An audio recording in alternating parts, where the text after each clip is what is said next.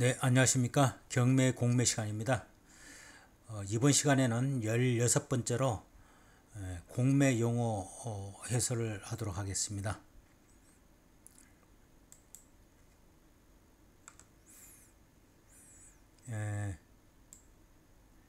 공매도 경매와 마찬가지로 거의 뭐 용어가 비슷합니다. 용어가 비슷하고 경매에서 다뤘던 것들을 이렇게 아신다면은 뭐 쉽게 공매도 접근할 수 있습니다. 근데 공매는 경매와 달리 본인이 더 직접 확인하고 직접 명도도 하고 해야 되니까 더 어려운 점이 있습니다. 그래서 그런 것들을 충분히 커버할 수 있다 하면은 뭐 공매를 해도 훨씬 오히려 공매가 더 수월할 수가 있습니다. 공매는 경매보다 많은 사람들이 좀 참여를 꺼리는 어떤 그런 것들이 좀 있습니다. 실질적으로. 그러나 그런 권리 분석에 자신감 있고 경매의 노하우가 많이 쌓인 사람들은 오히려 공매가 더 쉽습니다. 공매가 더 쉽고 왜냐? 공매는 참여한 사람들이 경매보다는 많이 없습니다. 그런 어떤 법적인 소송이나 이런 것들이 만만치 않기 때문에 참여를 주로 꺼려 하는데 경매에 좀 어느 정도 많이 이렇게 숙달되고 많이 참여해 봤던 분들은 공매에 참가를 하면은 오히려 참여한 사람도 좀 덜하고 유찰도 많이 되고 이렇게 하기 때문에 유찰이 자꾸 된다는 것은 그만큼 낙찰가가 이렇게 떨어지는 것이니까 더 어떤 좋은 조건으로 낙찰받을 수 있는 여건이 되니까 훨씬 수월하다. 금액적인 측면에서는 가성비성을 따져보면은 훨씬 더 공매가 더 경매보다 더 낙찰가도 더 낮아지고 저렴하게 매입을 할 수 있다. 이런 말씀을 드리면서 공매 용어 해설을 해보도록 하겠습니다.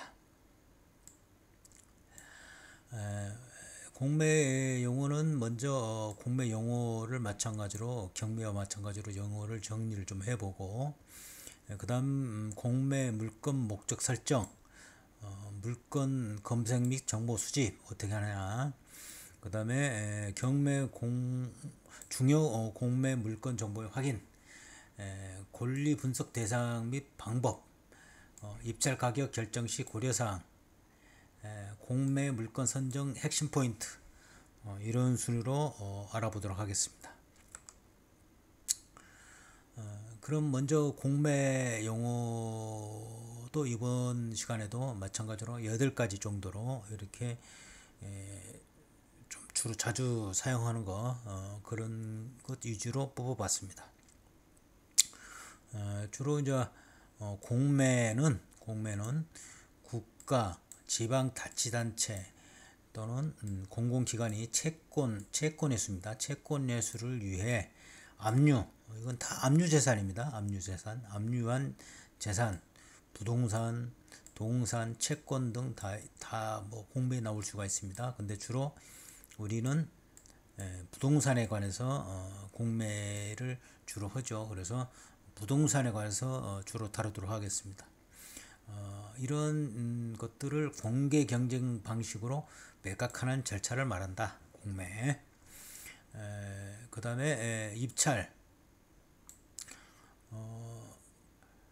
입찰은 매수 희망자가 경쟁을 통해 가격을 제시하고 최고가를 제시한 사람이 낙찰되는 방식을 말한다. 유찰, 입찰자가 없거나 입찰 가격이 최저 매각 가격을 충족하지 못해 낙찰자가 결정되지 않는 경우를 말한다. 유찰 뭐 경매하고 거의 뭐 대동소이합니다. 낙찰, 최고가 입찰가가 매각 대상 재산을 매수할 권리를 얻는 것을 말합니다.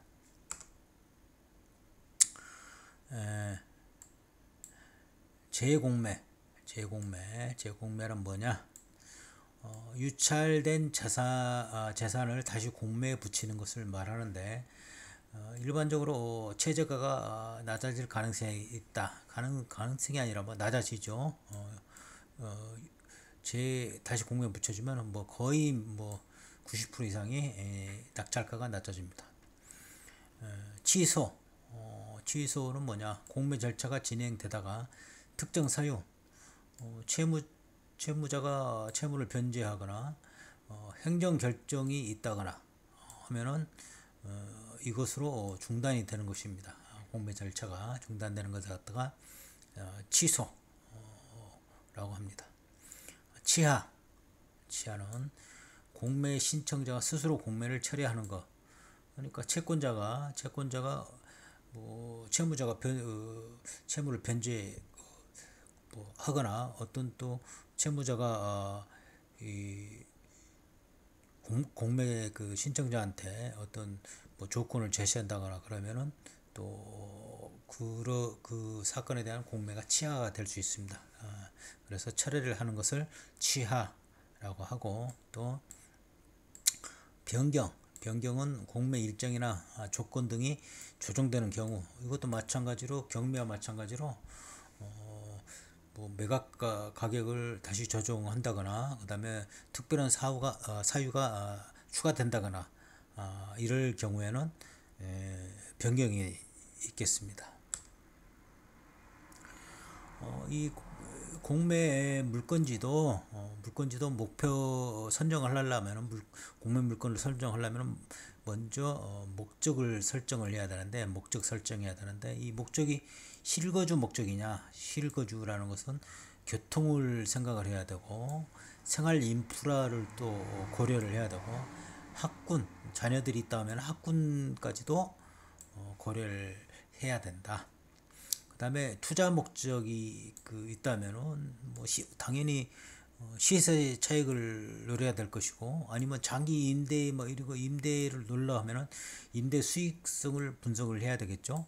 임대 수익성은 주로 역세권에 해당되는 그 물건지를 탐색을 해야겠죠. 투자 목적으로 한다면은 역세권이나 뭐 학교 주변 뭐 대형 어떤 큰 대기업체 뭐 보통 50대 안에 있는 대기업 그룹에 속한 어떤 그 주변, 이런 것들이 있을 경우는 임대를 놓기가 수월하니까, 잘 나가니까, 역세권이나 이런 것들은 이제 투자 목적으로 할 경우에는 그런 것들을 고려를 해야 되고, 그 다음에 사업 목적으로 한다면은, 이게 상업용으로 하려면은 직접 뭐 물건을 뭐 옷가게를 한다든가 음식점을 한다든가 뭐 할 거 아닙니까? 그런 목적을 하려면은 이게 사람이 많이 왕래가 많은가, 이게 슬럼화가 돼 있나, 뭐 업무지구인가, 상업지구인가, 이런 것들을 전부 고려를 해야 됩니다. 그 다음에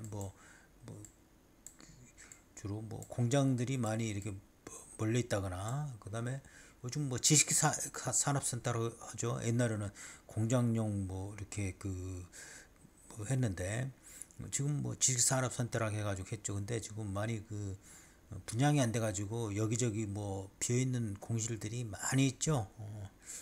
사회적인 문제로까지 지금 번지고 있는데, 요즘이 뭐 이렇게 필요하다면은, 자기가 뭔가 사업이나 하고 필요하다면 요즘이 큰 기회가 아닌가 싶습니다. 많이 비어있는 데가 많고, 그걸 잘 선정을 해가지고 아주 저렴하게 이렇게 할 수 있는 기회가, 특히 공매로 이게 많이 떨어집니다. 이 상업용이나 공장용 이런 거, 지식산업센터 이런 것들은 엄청 떨어집니다. 그러니까 어떤 한 물건지에 얽매이지 말고, 거기가 진짜 자기가 낙찰 받을 욕심이 없다면은, 뭐 되면은 좋고 안 되더라도 뭐 미련을 갖지 말고 이런 식으로 분석을 하고 들어가야 후회가 없습니다. 특히 상업용, 공장용은. 그리고 이 낙찰 그 가격을 결정할 때 넓게 그 설정할 필요도 없습니다. 특히 공매 이때 공매라는 것은 자기가 권리 분석을 하고 들어가야 되고 하니까 아주 더 신중하게 그 감안을 해야 됩니다. 물건 검색 및 정보 수집을 어디서 하느냐? 주로 이제 그 공매는 우리 그 캠프 있죠. 한국자산관리공사 온비드 웹사이트가 있고 공공기관 또 사이트가 있는데 주로 이제 우리는 온비드에서 그 나오는 공매를 주로 하게 됩니다. 다른데 이용하면은 이용하려면은 경매의 경험을 쌓고 그 다음에 공매의 경험을 쌓고 그 뒤에 공공기관 사이트를 활용하는 게 좋습니다.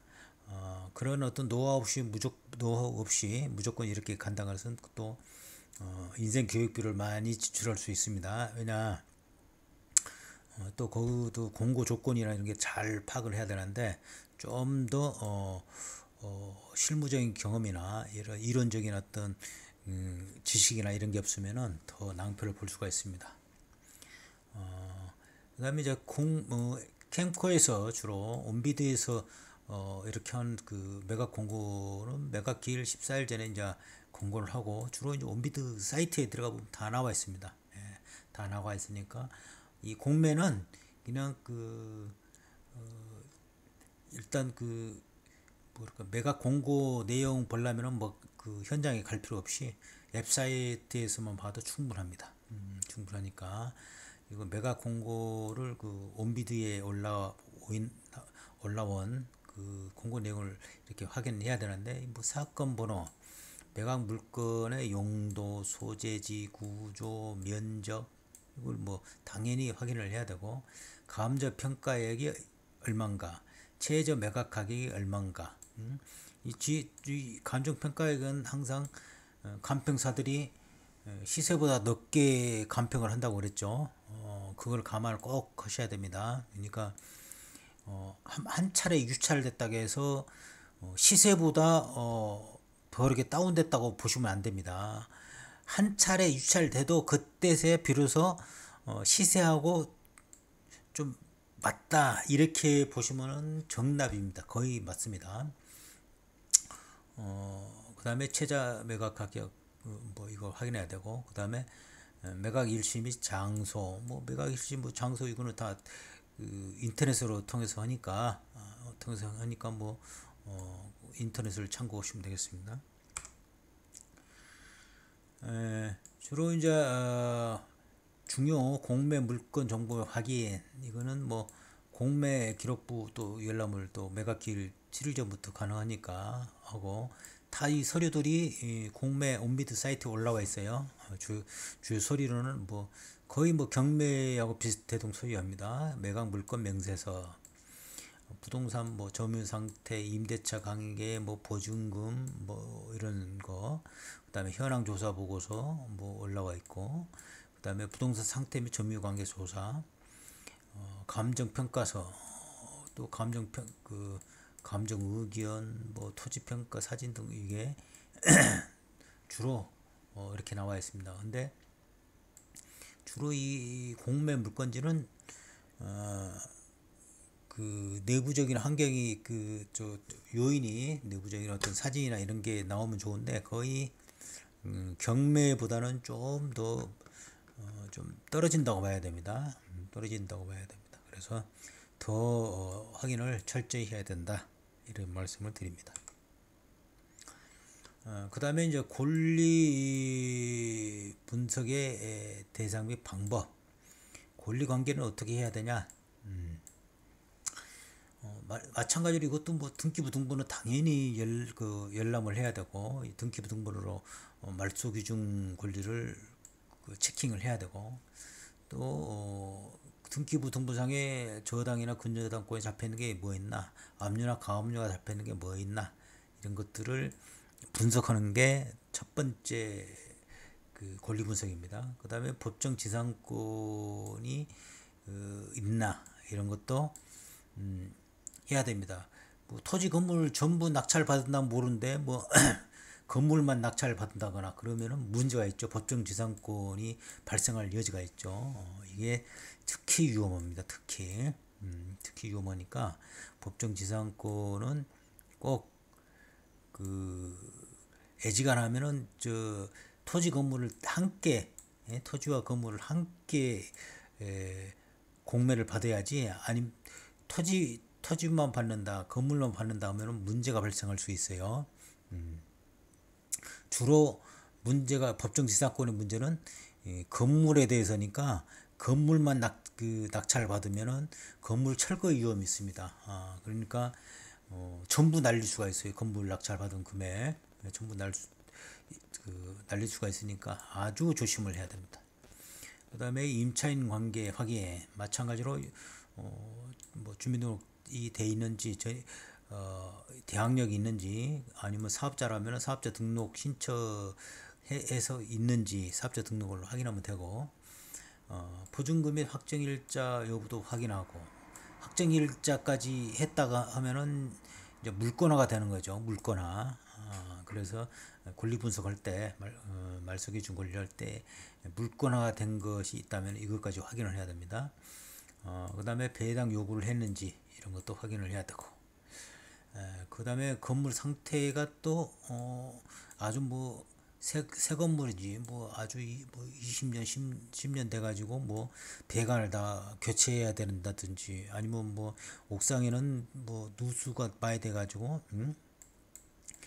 지금 방수 처리를 해야 된다든지 아니면 아파트 같은 경우에는 뭐 이렇게 전체적으로 하자가 많이 있는지 이런 것들 체킹을 해야 됩니다. 무조건 아파트라고 해서 그 한 부분 그 안에만 보면 안 됩니다. 아파트는 왜냐면은 추후에 들어가서 관리비를 부담해야 되는데 관리비가 또 많이 나오면 안 되지 않습니까? 무조건 뭐 싸닥에서 들어가서 했는데 관리비가 막 다른 어떤 단지보다 관리비가 뭐 1.5배, 2배 나온다. 그러면 말이 안 되지 않습니까? 못 버텨요. 이 그 돈이 없는 사람들은. 그러니까 이런 것도 충분히 확인을 하는 게 중요하다. 이런 말씀을 드립니다. 그다음 계속해서 권리 분석을 해보자면 주변 환경을 또 조사를 해야 되고 교통, 생활 편의시설, 개발 가능성, 현장 망분 필수 이런 겁니다. 전에는 뭐 5년 전, 10년 전은 이 생활 편의 시설이 주로 쇼핑센터나 뭐 이런 것들이 주변에 있으면은 좋았는데 요즘에는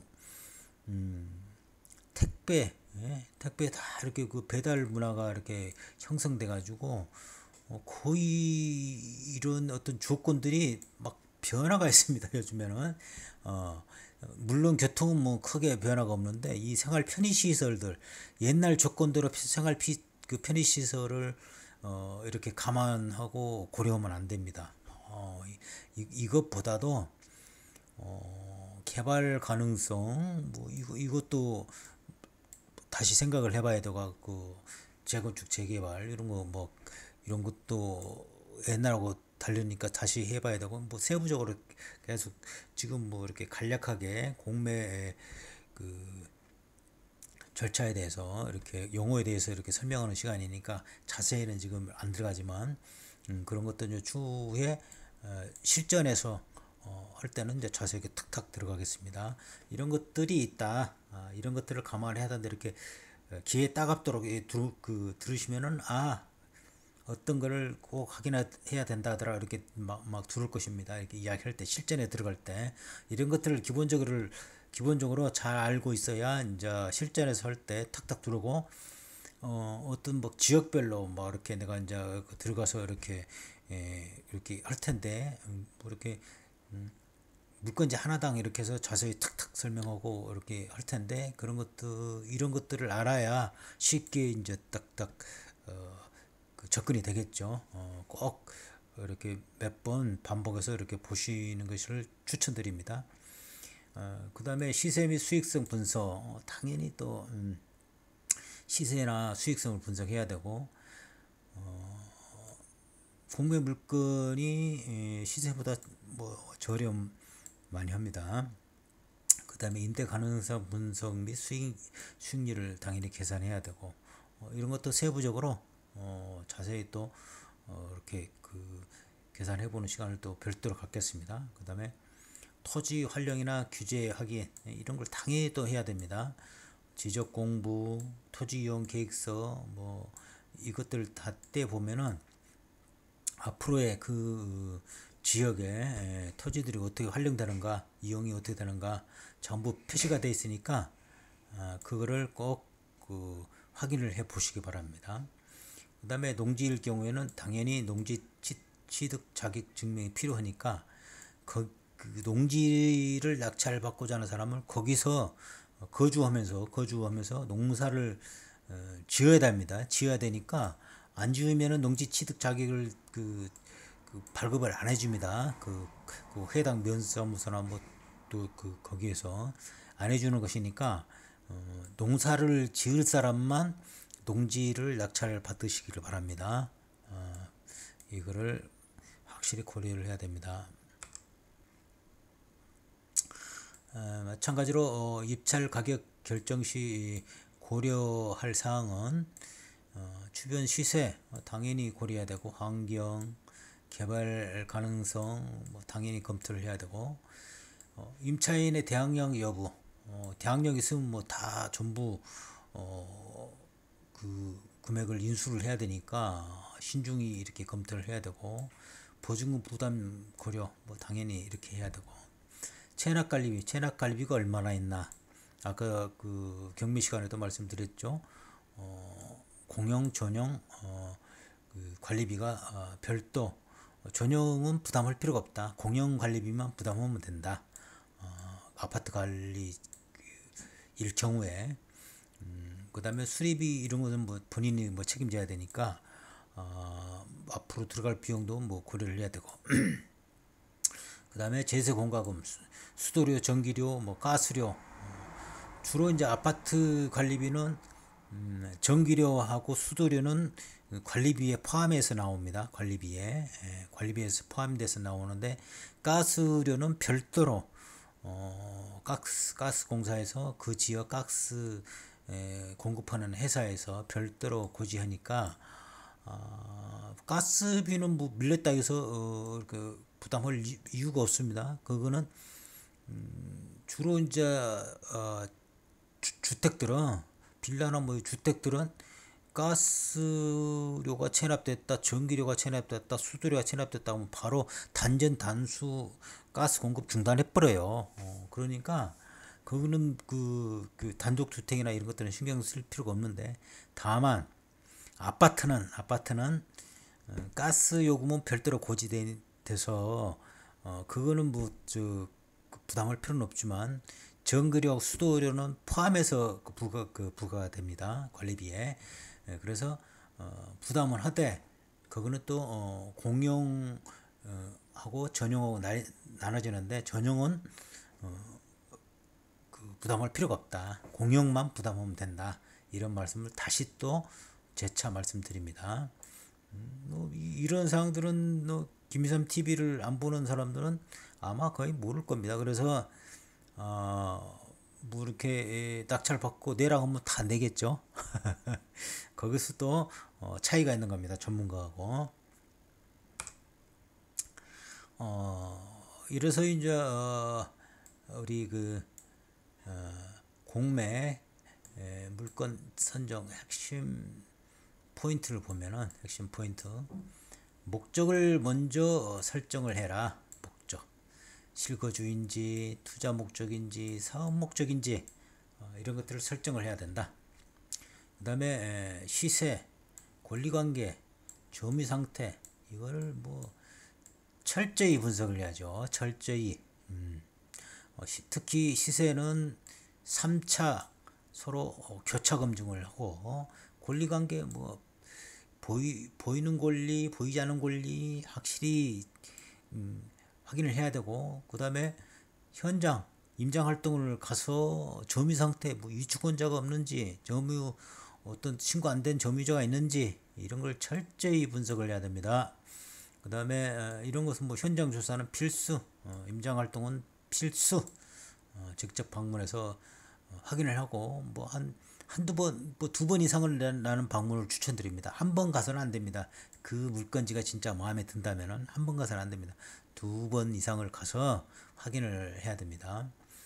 또 입찰가 전략을 신중히 결정하고, 그 다음에 낙찰받은 후에도 이걸 명도를 어떻게 할 것인지 예기치 못한 사항까지도 이렇게 한번 설정을 해 가면서 또 하고, 잔금은 언제까지 마련이 가능한지 이런 걸 철저히 금융기관하고도 협의를 하고, 뭐 본인이 충분한 돈을 보유하고 있다면 뭐 걱정이 없지만 낙찰받은 후에 대출 받는다고 하면은 그것을 또 금융기관까지 미리 알아보고 계획하는 것을 해야 착오가 없다, 시행착오가 없다, 이걸 말씀드립니다.